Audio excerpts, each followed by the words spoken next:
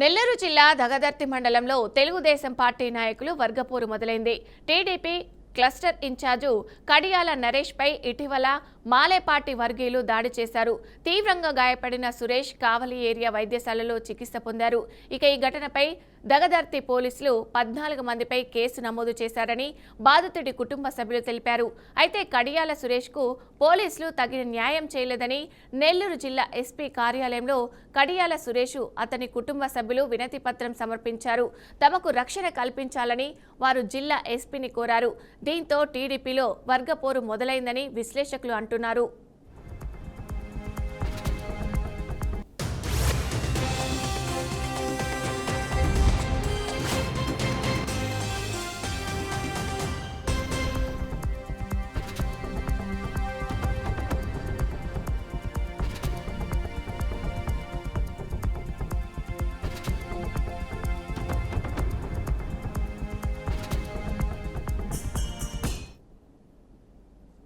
మేము మా కుటుంబం తెలుగుదేశం పార్టీ ఆవిర్భావం నుంచి తెలుగుదేశం పార్టీలో క్రియాశీలకంగా పనిచేస్తున్నాము.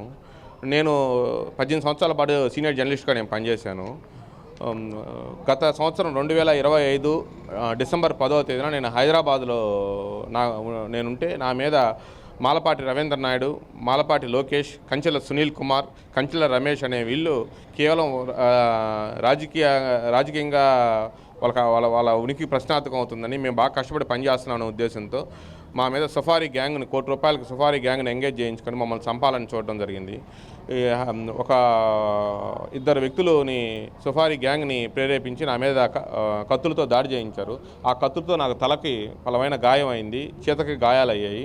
నేను దాంట్లో వాళ్ళ దాడిలో నేను తప్పించుకున్నాను. కేవలం మాలపాటి కుటుంబం తెలుగుదేశం పార్టీకి వ్యతిరేకంగా పనిచేస్తూ వచ్చారు. అందరినీ పనిచేయమని చెప్పారు.